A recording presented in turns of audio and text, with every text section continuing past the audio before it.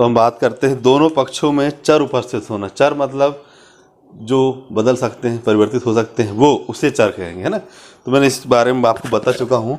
तो दोनों पक्षों में चर होना, चर वाले सवालों का फिर करना है। दोनों पक्षों में कैसे होना चाहिए, दोनों पक्षों पर चर होना चाहिए। मतलब x, दोनों पक्ष का मतलब क्या होगा, लेफ्ट हैंड साइड और राइट हैंड साइड, दोनों पक्षों में चर होंगे। तो उस तरह के सवालों को कैसे हल करना है, तो उसके लिए मैं एक साधारण सवाल आपको दिखाता हूँ जो प्रश्नावली 2.3 में दिया हुआ है। 2.3 का पहला सवाल लेते हैं अपन। लिखा है 3x बराबर 2x प्लस 18। मतलब इसमें क्या है, दोनों पक्ष में, ये लेफ्ट हैंड साइड हुआ, ये राइट हैंड साइड हुआ और ये लेफ्ट हैंड साइड हुआ। तो दोनों पक्षों में आप देखेंगे x है, दोनों पक्षों में x लिखा हुआ है। इसे ही हमको सवाल हल करना है, इस तरह के सवाल। जब अभी तक हमने सवाल जो हल किए उसमें एक पक्ष में ही चर राशि थी, है ना। अब हमको दोनों पक्षों में चर राशि है, ऐसे सवालों को हल करना है। तो देखेंगे, इसे हल करने के लिए आप सबसे पहले x की वैल्यू एक साइड लिख देंगे, x की वैल्यू एक साइड लिख देंगे, मतलब पक्षांतर कर देंगे। ये 2x इधर आ जाएगा और 18 यहीं रहेगा। इन दोनों को घटाएंगे तो 1 आ जाएगा, 1 को लिखते नहीं हैं, x की वैल्यू आ गई 18। यहाँ पे क्या करें हमने, पक्षांतर करें। ठीक इसी तरह से हम एक सवाल लेते हैं, थोड़ा बड़ा सवाल लेते हैं। देखेंगे ये सवाल 9 नंबर का सवाल लेते हैं। 9 नंबर का सवाल जो है वो थोड़ा सा देखेंगे आप। 2y प्लस 5/3 26/3 ऋण y। अब हम एक बात इसमें देखते हैं कि यहाँ पे नीचे हर में 3 दिया है, यहाँ पे भी 3 दिया है। यहाँ पे ध्यान से देखें तो ये जो 3 है, हम चाहते हैं कि 3 यहाँ ना रहे। इस पे हमें काम करना है। हम चाहते हैं ये 3 जो है यहाँ से हट जाए। इसके लिए क्या करना पड़ेगा, हमें 3 का दोनों पक्षों में गुणा करना पड़ेगा। दोनों पक्षों में हमें 3 का क्या करना पड़ेगा, गुणा करने का।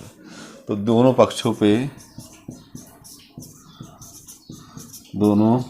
में 3 का गुणा करने पर, तो हम जब गुणा करते हैं तो 3 गुना 2y धन 5/3, इसमें भी 3 का गुणा कर देंगे। 26/3, इसमें भी 3 का गुणा कर देंगे और y में भी 3 का गुणा कर देंगे। मतलब एक एक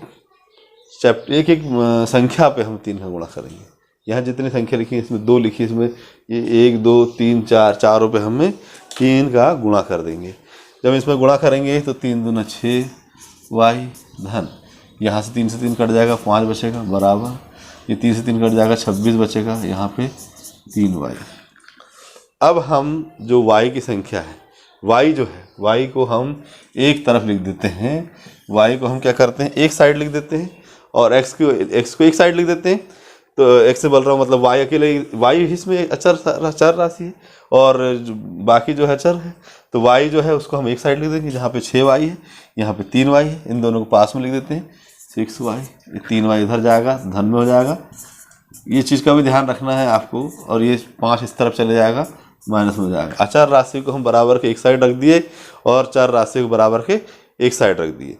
दूसरा, इसमें एक बात ध्यान रखना है कि आपको ऋण धन का भी ध्यान रखना है। बराबर के इस तरफ से ऋण अगर इस तरफ जाएगा तो धन हो जाएगा, और धन जो है इस तरफ से इस तरफ जाएगा तो ऋण हो जाएगा। मतलब धन ऋण का है। बराबर के एक साइड अगर कोई संख्या धनात्मक है तो दूसरी साइड जाएगी तो वो ऋणात्मक हो जाएगी, और दूसरी साइड ऋणात्मक है पहली साइड धनात्मक हो जाएगी। या उल्टा भी कर सकते हैं, पहले साइड अगर धनात्मक है और वो दूसरी साइड जा रही तो वो ऋणात्मक हो जाएगी। तो इस तरह का बिल्कुल ध्यान रखेंगे आप, धनात्मक और ऋणात्मक का, है ना। तो इस तरह से अब हम इनको घटा देते हैं, इनको जोड़ देते हैं। 6 और 3 कितने हो जाते हैं, 9 हो जाते हैं, 9y। और यहाँ पे कितना बचेगा, यहाँ पे कितना हो जाएगा, 26 में से 5 गए तो 21। तो y बराबर क्या आ जाता है अपने पास, y बराबर आ जाता है 21, 9y बराबर 21 आया है। तो y बराबर आ जाएगा 21/9। अब हम 3 के पहाड़े से काट सकते हैं। 3 तर का 9, 3 सत्ते 21, मतलब 7/3। वाई की वैल्यू क्या आ गई अपने पास 7/3, 7/3 हमारी वैल्यू आ गई वाई की। तो इस तरह से हमें सवाल हल करना है।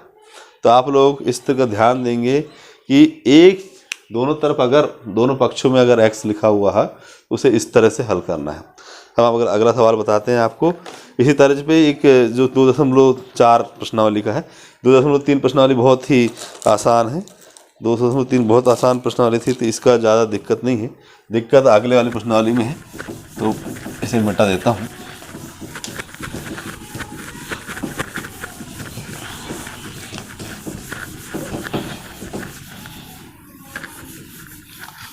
दो 2.3 प्रश्नावली बहुत ईजी है। 2.4 थोड़ी कठिन है।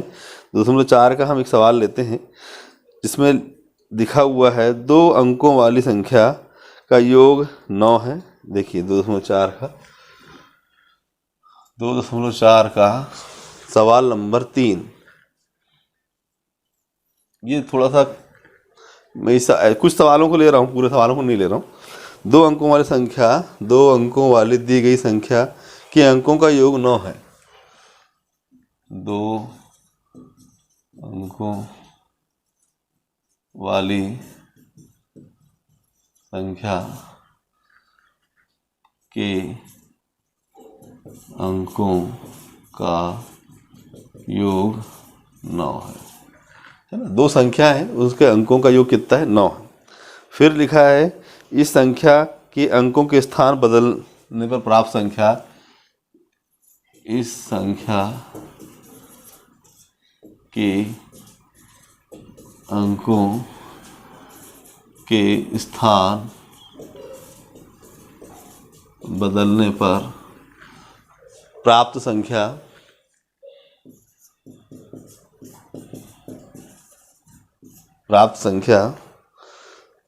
दी गई संख्या से 27 अधिक है।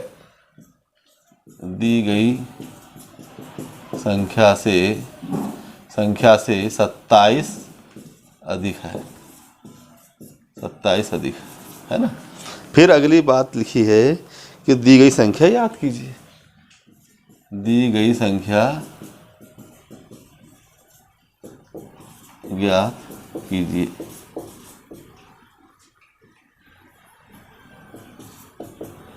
तो देखेंगे आप इस सवाल में बहुत सरल सवाल है, लेकिन बच्चे इसमें इसलिए घबराते हैं, ये इतना बड़ा इबारत लिखा हुआ है, इसीलिए इसमें बच्चे घबरा जाते हैं। तो बच्चों घबराना बिल्कुल नहीं है।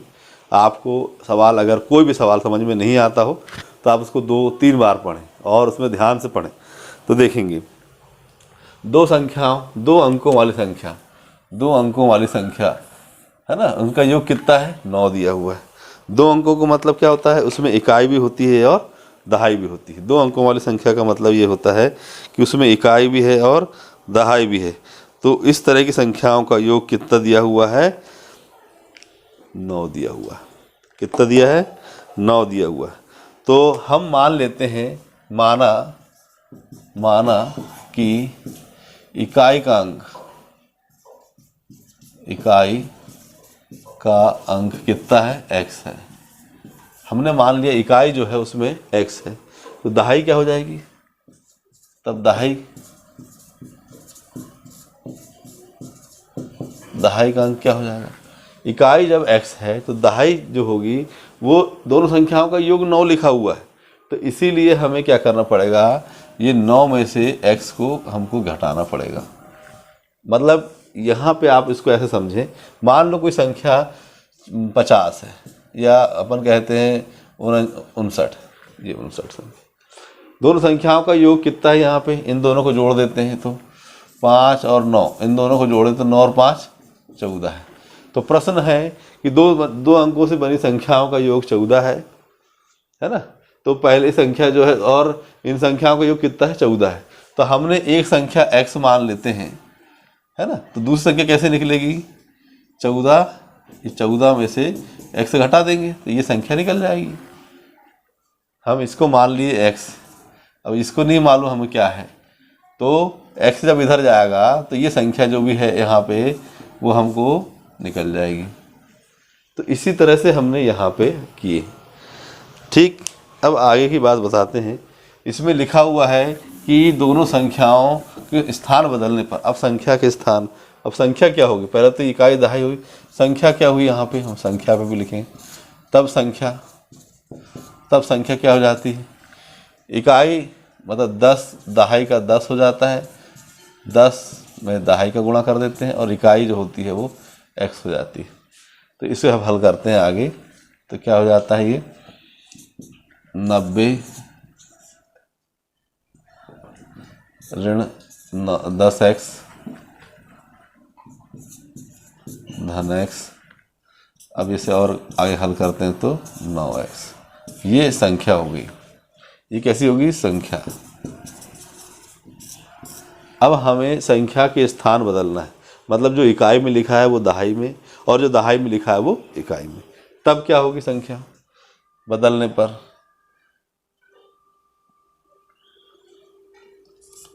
स्थान बदलने पर इकाई का अंक क्या हो जाता है, इकाई और दहाई बदलने पर संख्या लिख देता हूँ ना सीधे, इकाई दहाई तो समझ गए हैं आप लोग, संख्या बदलने पर संख्या क्या हो जाएगी संख्या भाई, तो इकाई का अंक क्या है अपने पास 10 है, तो वो हो गया अब दहाई का अंक, और दहाई का अंक क्या है अपने पास 9 धन x, तो ये क्या 9 ऋण x, तो ये क्या हो जाएगा, इकाई का अंक हो गया। ठीक है, तो 10 का गुणा 10 में किए तो 10x धन 9 ऋण x, तो इसे आगे हल करते हैं तो यहाँ पे हो जाता है 9x धन 9। ये संख्या बदलने पर, स्थान बदलने पर हमारे पास संख्या क्या आ गई, 9x धन 9। अब प्रश्न आगे जो कह रहा है उसको देखें। प्रश्न कहता है स्थान बदलने पर प्राप्त संख्या, स्थान बदलने पर, अब यहाँ पे प्रश्नानुसार लिख देता हूँ मैं, प्रश्नानुसार जो प्रश्न कहना चाह रहा है वो है ना, इस संख्या के अंकों के स्थान बदलने पर प्राप्त संख्या क्या हो गई, 9x धन 9, ये प्राप्त संख्या हो गई। दी गई संख्या कौन सी है, ये है हमारे पास 90 ऋण 9x। इस संख्या से 27 अधिक है, इसमें हम 27 जोड़ देंगे तो ये संख्या मिलेगी। ऐसा बात समझ में आई कि भाई जो संख्या दी हुई है वो प्राप्त संख्या से 27 अधिक है, तो ये लिख दी हमने। अब हम इसे आगे हल करते हैं और x की वैल्यू निकालते हैं। ठीक है, तो देखेंगे 9x 9, यहाँ पे 90 ऋण 9x धन 27। अब इसे हम इस तरफ हल करते हैं, तो x की वैल्यू एक साइड ले लेते हैं यहाँ पे, तो यहाँ हो जाता है 9x, यहाँ पे जब 9x है, 9x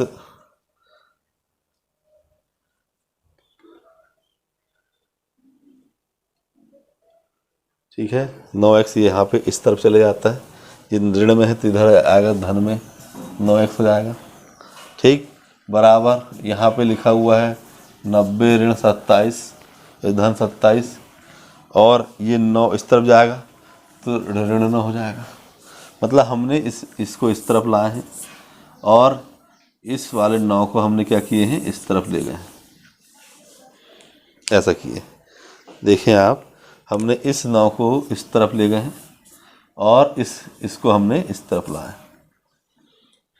तो इस तरह से हमें सवाल हल करना है। आगे देखते हैं, इसके आगे 9 और 9 हो गया 18, और इस तरफ हम इन दोनों को जोड़ देते हैं 7, 9 और 2 11 ऋण 9। अब 9 घटा देते हैं 17 में से, यहाँ पे 10 9 10 11, हाँ 17 में से 9 गए तो 8, 108, 18x बराबर 108/18, और 18 का जब भाग देते नहीं आता है हमारे छोटे बच्चों को, तो 2 के पहाड़े से काट सकते हैं, 2 9 18, 2 5 10, 2 चौके 8, 9 एकम 9, 9 छक्के 54, तो x बराबर आ जाता है 6। इस तरह से हम x की वैल्यू आ गई 6। x की वैल्यू 6 आ गई, तो इकाई का अंक अपने पास आ गया। दहाई का अंक कितना है, दहाई का अंक निकलेगा अपने पास, दहाई का अंक कितना हो जाएगा 9 ऋण 6, 9 में से 6 गए तो कितना आ गया 3 आ गया। तो हमारे पास संख्या क्या आ जाएगी, संख्या कितनी आ जाएगी हमारे पास, संख्या आ जाएगी 10 गुना 3 धन 6 मतलब 30 धन 6 मतलब 36। हमारे पास संख्या कितनी आ गई 36, आंसर कितना आ गया 36। तो इस तरह से ये सवाल हल करना है। बात समझ में आ गई। हमें इसमें ये चीज़ देखना है कि भाई हमारे पास जो 2 अंकों की संख्या है वो अंकों का योग दिया है, तो हम एक इकाई का अंक मान लो, दहाई अंक अपने आप 9 - x हो जाएगा। और इस तरह से हमें संख्या मान लेते हैं। संख्या क्या आ गई, संख्या जो आ गई वो संख्या के अंक बदल देते हैं, अपन स्थान इधर उधर कर दिए चेंज। क्या होता है आगे जैसे जैसे करते हैं तो लोग यहाँ पे गलती करते हैं कि भाई उनने कहे जो संख्या दी हुई है उनने कहे 2 अंकों वाली संख्या x और y 2 मान ली, जबकि हम सवाल हल कर रहे हैं एक चर रेखीय समीकरण, तो एक ही चर मानना है। ऐसा है 2 चर वाला रहते थे 2 मानते हैं, यहाँ पे एक ही चर वाला अपने को मान के काम करना है। तो इस तरह से सवाल हल करना है आपको और ध्यान देना है आगे की किस्म में। अब मैं आगे एक प्रश्न और है जो मैं बिल्कुल उसका शॉर्टकट आपको बता देता हूँ कि भाई सोबो की माँ, 5वां नंबर का प्रश्न है। देखें, इसको मिटाता हूँ मैं।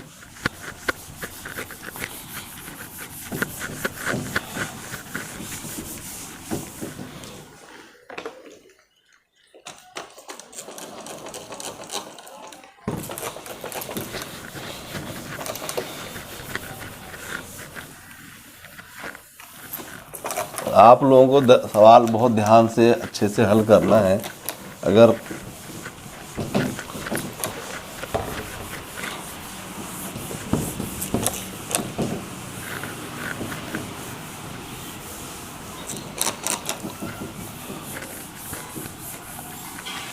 देखिए हमारे पास एक और प्रश्न लेते हैं 5वां नंबर का, 2.4 का 5वां प्रश्न लेते हैं। 2.4 का 5वां प्रश्न क्या लिखा हुआ है, सोबो की माँ की आयु सोबो की आयु की 6 गुनी है। सोबो की माँ की आयु सोबो की आयु के 6 गुनी है। सोबो की माँ की आयु सोबो की आयु की 6 गुनी है। देखें,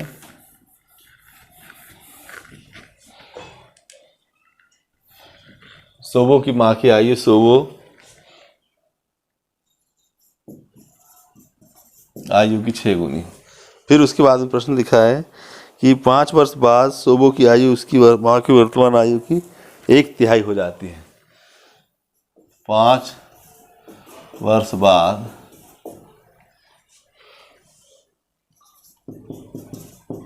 सोबो की आयु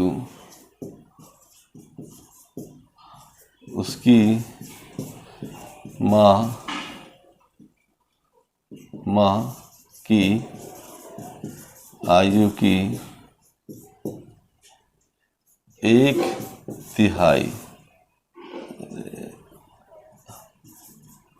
1/3 हो जाती है ना। सोबो की माँ की आयु उसकी आयु की 1/3 हो जाती है। 5 वर्ष बाद सोबो की आयु उसकी माँ की आयु की वर्तमान आयु, माँ की वर्तमान आयु, माँ की वर्तमान आयु की 1/3 हो जाती है। और उसमें फिर बोलता है आगे क्या प्रश्न है, उनकी आयु याद कीजिए, उनकी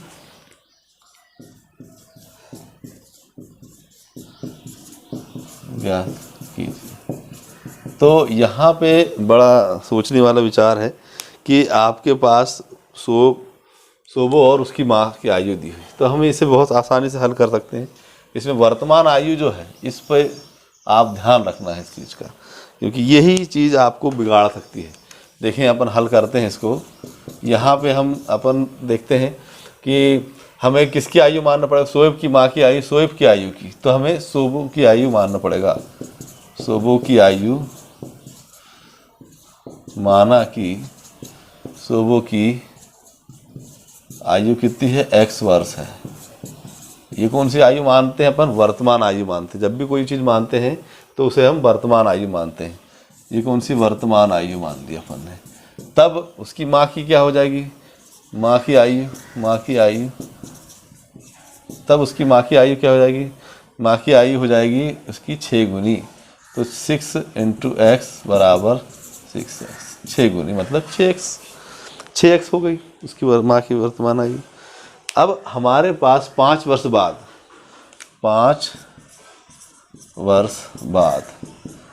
का मतलब होता है +5 मतलब जो भी उसकी आयु है उसमें 5 अपन जोड़ देते हैं, +5 है ना। 5 वर्ष बाद मतलब उसकी 5 वर्ष प्लस करना पड़ेगा उसकी आयु की, जो भी आयु है। तो हमारे बच्चों की उसकी आयु कितनी हुई है, x। तो 5 वर्ष बाद देखें, 5 वर्ष बाद सोबो की आयु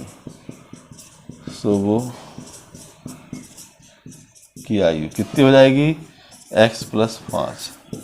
अब हमारे बच्चे और कुछ लोग ऐसा गलती कर लेते हैं कि भाई 5 वर्ष बाद सोबो की आयु लिखे, 5 वर्ष बाद उसकी माँ की भी आयु लिख लें। प्रश्न जनरली ऐसे ही आते हैं कि भाई 5 वर्ष बाद सोबो की आयु, उसकी माँ की आयु कितने हैं, तो अपन 5 वर्ष बाद सोबो की आयु लिखना है वर्तमान आयु की, है ना। तो हमें यहाँ पे क्या काम करना है, x + 5 सोबो की आयु लिखे अपन 5 वर्ष बाद। माँ की वर्तमान आयु कितनी है, 6x है, के 1/3 हो जाती है। 1/3 मतलब 1/3। ये हो गया अपना प्रश्नानुसार, जो प्रश्न कह रहा है उस पे। तो इस बात का खास ध्यान रखना है कि भाई उसकी वर्तमान आयु की 1/3 बोल रहा है। 1/3 मतलब 1/3 है ना। 1/3 का मतलब हो गया 1/3, और 1/3 हमें यहाँ पे गुणा करना है उसकी वर्तमान आयु। तो इस तरह से सवाल हल करते हैं। तो आगे देखते हैं, अपन इसको हल करते हैं। 3 से ये 2 बार कट देगा, 3 दूना 6, x + 5। अब 2 इधर इसको x को इधर ले जा लेते हैं। तो ये x जो है, ये x की वैल्यू इस तरफ ले गए अपन ने, तो x माइनस में चले गए। इधर 5 लिखा है, यहाँ 2 में से x गया तो x बचा, और यहाँ 5 मतलब x बराबर कितना आ गया, यहाँ 5। मतलब हमारे पास सोबो की आयु कितनी आ गई, 5 वर्ष आ गई। तो माँ की आयु क्या हो जाएगी, माँ की आयु उसकी 6 गुनी है, मतलब 5 × 6 मतलब 60। 1 मिनट, 5×5 30 वर्ष, 30 वर्ष आ जाएगी। मतलब आंसर हमारे पास माँ की आयु आ गई 30 वर्ष और सोबो की आयु हो गई 5 वर्ष। तो इस तरह से हमें सवाल हल करना है, ध्यान से करना है। हम अब आगे पढ़ते हैं। इसके बाद और भी सवाल हैं, इसमें बहुत सारे सवाल हैं। जो भी नहीं बनता आप कमेंट्स बॉक्स में लिखें, मुझे बताएं, ताकि मैं उस सवालों को फोकस करूं, उसमें कंसंट्रेट करके आपको बताऊं। तो